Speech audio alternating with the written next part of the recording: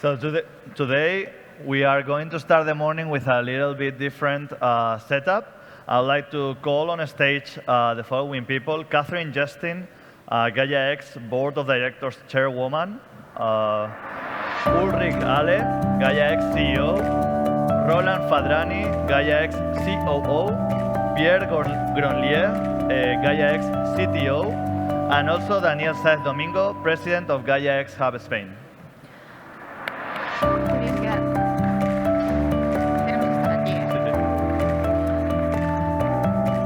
Okay, so what we are going to do today to start the day off, we have a lot of colleagues from the press joining us here in Alicante today, and also we have a colleague from The Economist joining us via Zoom. We're going to have a bit of time for these journalists to ask questions about Gaia-X, about the summit, about the data landscape in Europe or globally, but also we want you to ask questions if you have them. We had a really intense day yesterday, so feel free to raise your hand and ask questions to to our speakers that are the ones who have all the knowledge. So, okay, how we're going to function is you please, when you have a question, raise your hand, and we'll ask the hostesses to pass on the mics, okay? So, who has any questions? Of course. Don't be shy. Oh, there's a question over there. Yeah, let's go. Someone's coming to get you.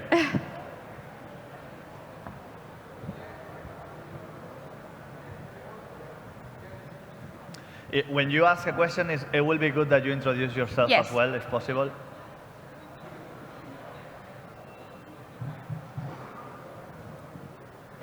Okay, so I don't know if our colleagues can help. Hola. Okay, now it's hear working. you now.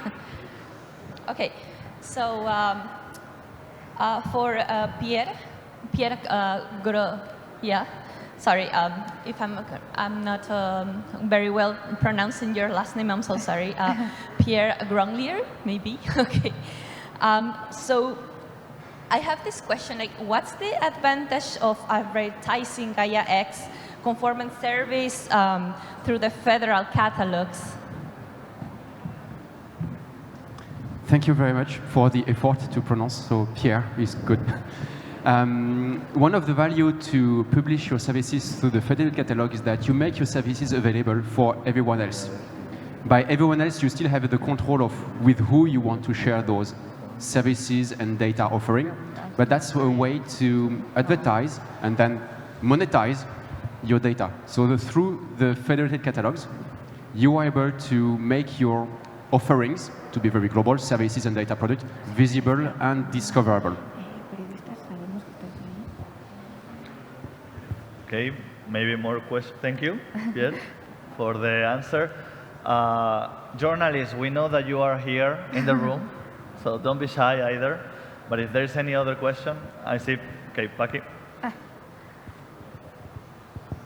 Hi. Hello. I'm Francisca Rubio from Gaia-X Spain. So we know that in every hub, the organization is a little bit different. But I would like that Daniel explain a little bit how is the public-private collaboration in the Spanish hub. Okay, thank you, Paki. Yes, from the beginning, all the hubs need the support of the public government in their countries to become a hub. And we had this support from the beginning. We were fostered by the Spanish government and with the support of the Secretary of State, I explained yesterday in the welcome. And we are continuing working together in order to make this Spanish hub the point of reference for all the Spanish data economy. So we are attracting companies or organizations, for all the kind of types in Spain: large companies, small companies, research centers, universities. All the kind of organizations are involved in our hub, and we are working very close with the public administration in order to follow the policies and the programs that they are defining at the Spanish level, and make them capillary to the companies and to the real economy in our country.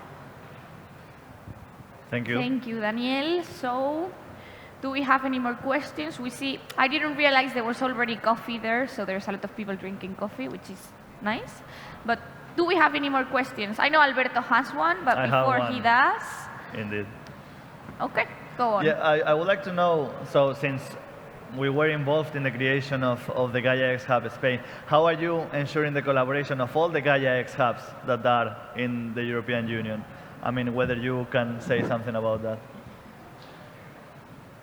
Yeah, maybe I can take this one, as I'm planning to take over also the lead from the management team in the Data Spaces Business Committee, and this is a committee which is fostering the collaboration between the different hubs in the different countries in Europe, and we have also first hubs outside of Europe, and these hubs are playing a very important role, not only here in Spain, to, on the one side, to bring the market requirements to our ecosystem, but also to multiply the results we have created together to provide training services, to create local ecosystems, to work together with local universities to bring their innovation potential into our ecosystem, and also to provide an environment where startups can begin to create solutions based on Gaia technology, Gaia-X technology, and create solutions for the benefits of their customers to generate business out of this. So it's all around creating a local ecosystem in the country managed by the Gaia-X hub. And this is nothing special to Spain. So there are similar activities and requirements in Austria, in Germany, in Finland, in the US, and it is important that not every hub is reinventing the wheel, but sharing their experiences, sharing their best practices to allow other hubs to reuse it, and also to learn what other hubs did and use it here, for example, in Spain. And I think here the AISBL has an important role to manage this collaboration, to support this collaboration, and to provide sufficient material, sufficient software also to the different hubs to enable them to fulfill their role. Thank you. Thank you. So do we have any more questions from the audience? We do. Thank you very much. I don't know if there is a mic going around. We have a question here. Thank you. Good.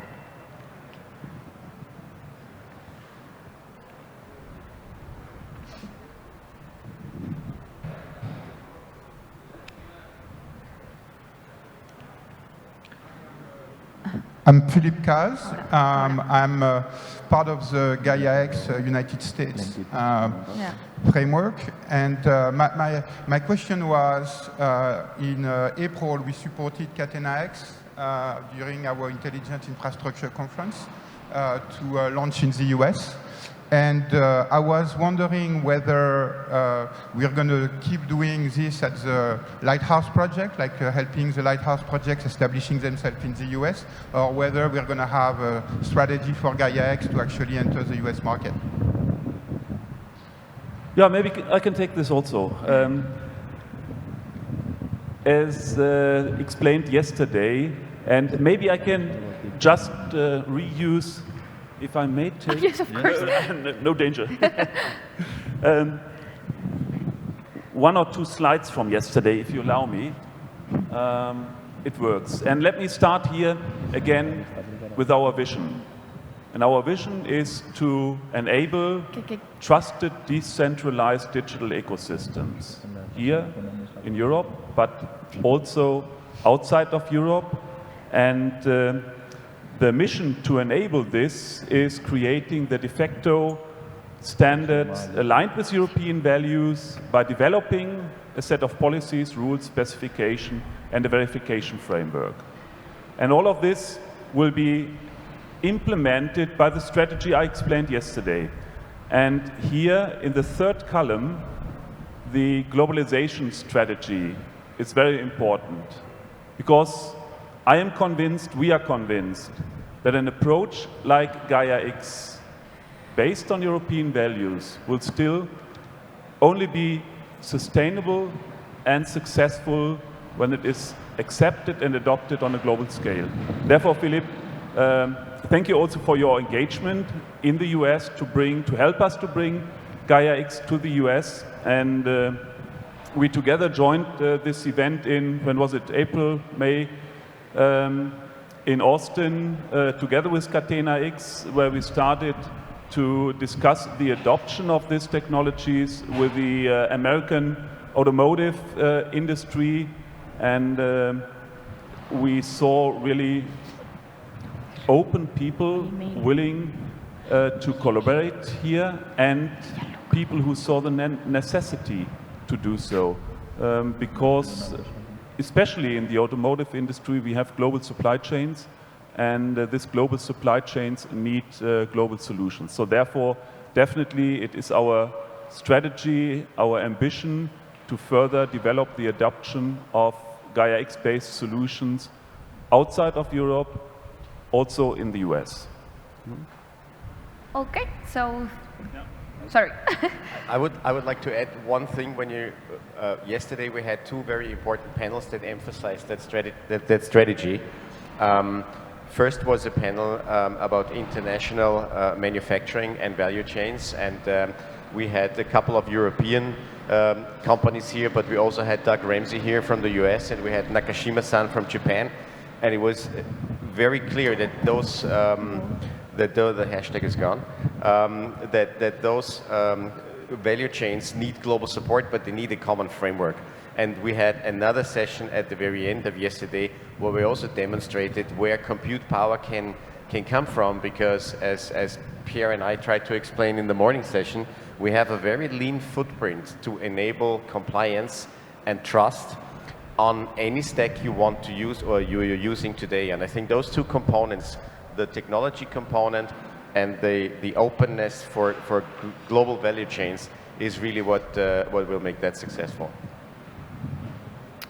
Okay, so thank you very much. We now have a question. We're going to give the floor to our colleague of The Economist, who is joining us via Zoom. He had a question.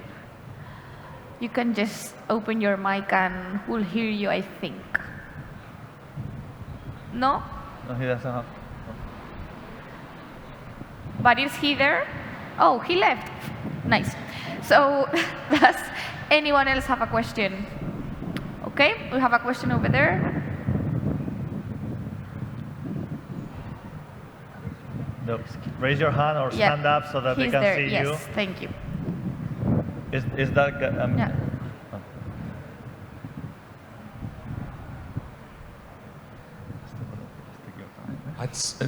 My name's Dave Haynes. I work for Jeant. We represent the European science community. We're being told by the European Commission that the European Open Science Cloud will be using the simple interoperability framework at some point. So obviously the community doesn't look to monetize data, but the various science disciplines look to share data within Europe and potentially globally, according to the fair data principles. If we had a use case or a case study, would you recommend that we reach out to the local national hub to try and get a science community acting as a data space or sharing data as through a data space using your open source technologies? Well, you can go to your national hub. If you have one in your country, it's a good access point to the Gaia-X global community, and it depends on the structure of your hub. But most probably, and here in Spain, we have infrastructure and members to provide you guidelines and also experimentation sites to access technologies, or also the standards, Gaia-X standards and models, business models, to test technologies and then to provide a specification of your use case, and then give the voice, or maybe translate your use case, your requirements, your needs to a European level. So you can maybe it is a good starting point to go to your hub, give the requirements of your use case, and in fact this is one of the objectives of the hubs, to get the needs of the countries, and then give the voice of the country to the European level. And this, through the use cases, is a very good way to give your voice, to give your necessities at the European level, and that at European level it can be provided a solution to your use case. So it's a good starting point. Thank you, Daniel. So do we have any more questions? Okay, we see. I see. May I just one jump here, on one the? there. Okay. I had a complement answer to the previous question. To the gentleman who is now walking back to his seat. Will you be willing to federate your catalogs with the rest of the federated catalogs? Will that be great? Thanks. Can you get the mic? Yes. Sorry. Yes, and we can keep it later than.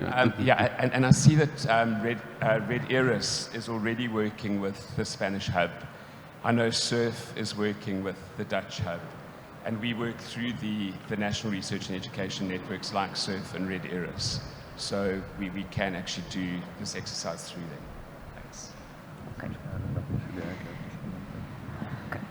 So you can go on, then we'll get back to you. Okay. Good morning, and thank you so much for this opportunity. I'm Japanese, I'm a business consultant. I have two questions. One, you mentioned that you wanted to increase the number of more SMEs to join this initiative. So which sector of SMEs you wanted to invite? For example, I saw that yesterday, agriculture, there are many SMEs joined the initiative and made sense. And I am wondering what kind of other sector of SMEs can make the most of this initiative. This is my first question. And the second question is that I also see the project, like a lighthouse project, but I saw that almost all projects were run by one country. For example, mobility and German startups, German company join. But do you have another lighthouse project in which the company across the countries join? This is my second question. Thank you. Yes, of course. So thank you for the questions. First of all, for SMEs, we still need to make it easier for SMEs to join the ecosystems. A lot of these lighthouse projects are driven by larger companies, and Catherine, you yesterday mentioned also your experience with Skywise, that it is not easy to onboard the companies, but this is clearly our mission, to make it possible not only for larger companies, but also for SMEs and especially also for startups to use this technology as easy as possible, to have a very quick and easy onboarding and being able to use the technology. You asked for the domains. There is at least a dozen of different domains where actually data spaces are created. It's not only in agriculture, as you said. We talked yesterday about tourism, for example, about the health data space, about manufacturing, about smart cities, public administrations as such. The mobility domain was here, so there are different, really different domains. And for all of them, it's true that small and medium-sized companies are a large part of the actors in these different markets. And we need to use their capabilities, and we need to use their ability also to scale these initiatives into the different markets. And now I forgot the second question. The cross-country lighthouse projects. You saw yesterday on stage in our opening session 2 examples, Egg Data Hub from France and Gaia-X from Germany. So yes, just 2 countries. But looking at what we also discussed yesterday, the International Manufacturing X initiative, which is now starting, has the eye in front because it's really international. And this initiative is already now, although it's still in the starting phase, an initiative of 11 different countries. So several European countries, Canada, Japan, Australia, they are active in creating a manufacturing data space. The Gaia-X one is a bit of a blueprint because also Gaia-X automotive industry is manufacturing, is discrete manufacturing. So they will transfer part of it to the overall manufacturing industry, and different than Gaia-X, they will do it from the beginning as an international collaboration and an international approach. And we need more of this. Clearly we need more of this because the domain-specific requirements don't differentiate too much when you look into different countries. So it makes sense to start from the very beginning in an international cooperation to make data spaces based on a federated cloud infrastructure happen. I don't know if anyone wants to add something, maybe? Okay. So we had a question over here in the first... Let me quickly add one thing, because that was the strategic view. There is a very practical view. We had this presentation yesterday where we said we are decoupling business from stacks. And all these big lighthouse projects, that's why they're called lighthouse projects, they shine a light that people can follow. And it's a lot of effort to create the first couple of data spaces. It takes time and money. But once they are built, you actually have the infrastructure and the capability part of a data space. So it's very easy and a low barrier to join, both financially as well as technically. And when you look at some of the projects we had yesterday here, and lighthouse projects like Pontus X, who are creating a simple usable network, when we are talking about T-Systems, who is building offerings for easily getting digital IDs, all these things will help accelerate the adoption of small and medium enterprises. So I'm Martin Gronlier, Director of Digital Uses within EDF. Coming back to the point of data spaces, a lot of money has already been invested in the data spaces. And I'm wondering, what do you think of the business value? Because the point is that we have research projects, some of the data spaces are going live, but what is the business value for you?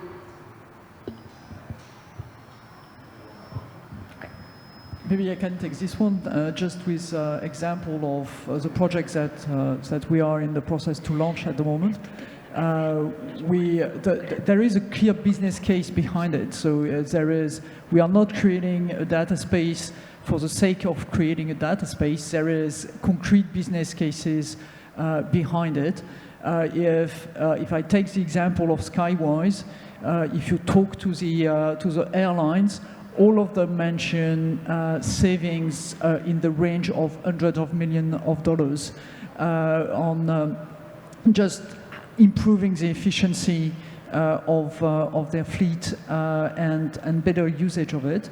If you take more the supply chain area, it's also millions of euros of savings for Airbus, but also for all the participants, because they have better visibility on the planning. In our case, there is better control of the quality.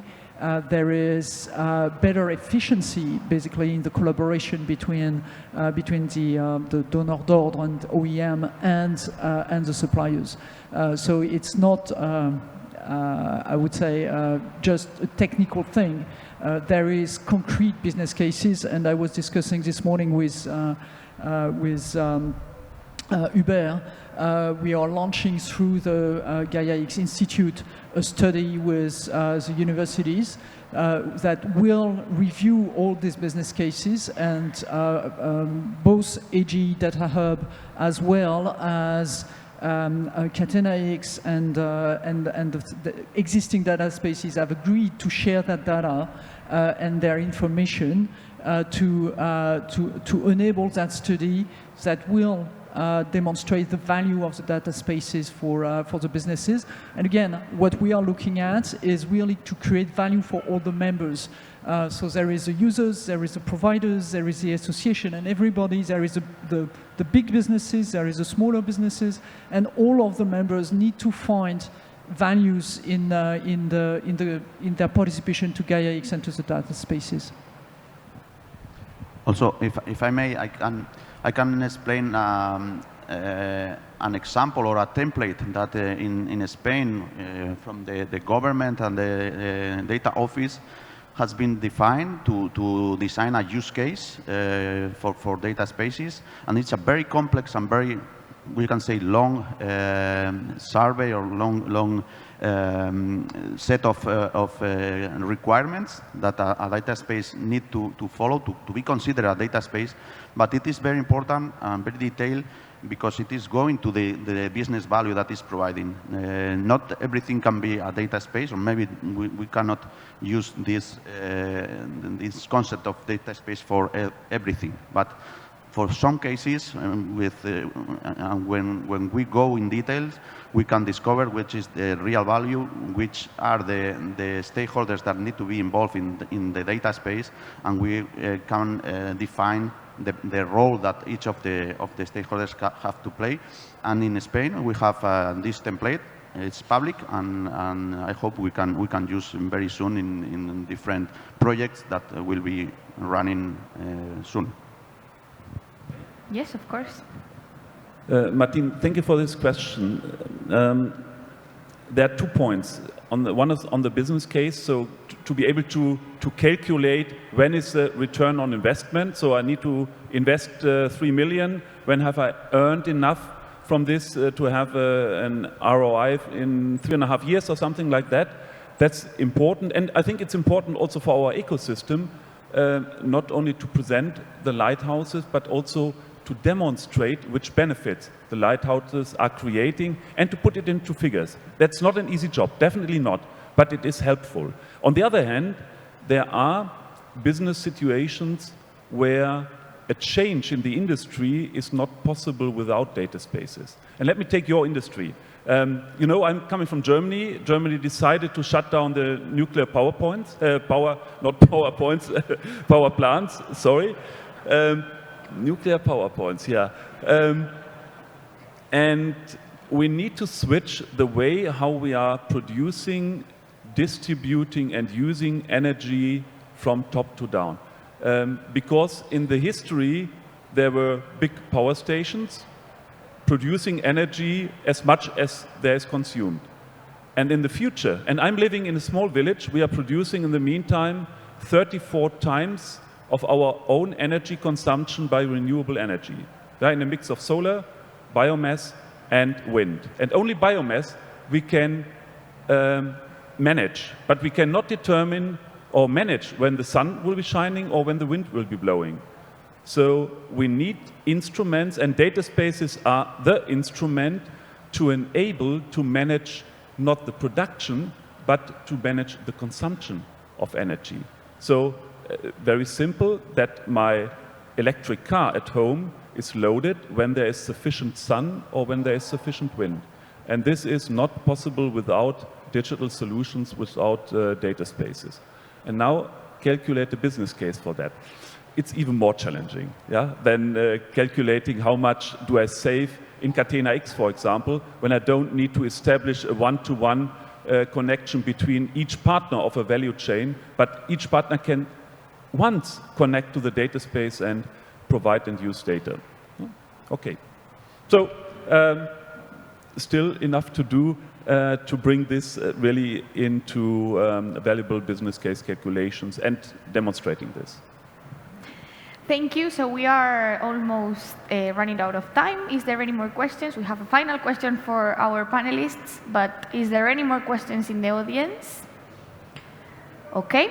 So in 30 seconds, this is a question for all of you that Alberto and I wanted to ask you before you leave the stage. If you had to think about Gaia-X in 10 years' time, in 30 seconds, how would you define it? We can start over here. Thank you very much for the easy question. So Gaia-X in 10 years? What do you expect that it happens? Or do you wish for Gaia-X in 10 years' times?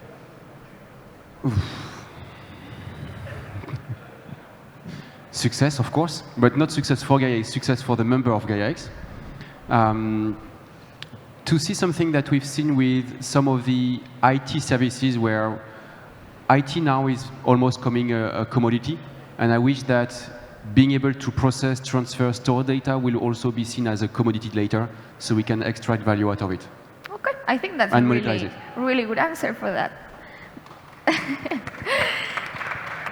Maybe, Daniel, you can tell us about what the Spanish hub would look like. In this case, not as a Spanish voice, but maybe I think in 10 years we will have a very consolidated or accepted concept of Gaia-X, and maybe we will not be talking about Gaia-X anymore, because it's accepted and it's working, and it's a baseline standards, de facto standard that is has created all this data economy. So in 10 years we will have this, we will be talking about new things.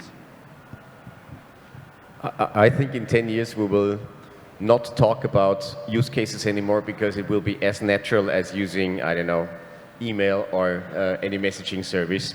But we will evolve, because we said yesterday we start now with creating basically the prerequisites for AI. You know, we need to make sure we have data spaces. We can assure the quality of data that are in those data spaces, so that decisions done by algorithms and the training of algorithms is secure. And that's what we are doing here, is really the starting point for that endeavor. In 10 years, we will look back at the time when Gaia-X, together with its partners, has been able to create interoperable data spaces which are globally used, data spaces running on interoperable cloud infrastructures, and providing with this the basis for artificial intelligence-driven solutions which are creating benefits for the industry, for the people living in cities, for farmers working on farms, so the enabler for intelligent solutions around the world. Yeah, maybe not a lot to add to what has already been said, but I would just say that would be great if in 10 years from now everybody would say that, or take Gaia-X as an example of the right thing to do when you want to do trusted data spaces, AI, and establish collaboration across the world. So I would be happy if we can reach that point. Oh, thank you very much. I'm happy with all the answers. I think they're all really nice. Maybe in 10 years' time, we can have the summit back here in Alicante, and we can talk about it, see if your wishes have come true. Yes, thank you very much to all of you. A big round of applause for our speakers.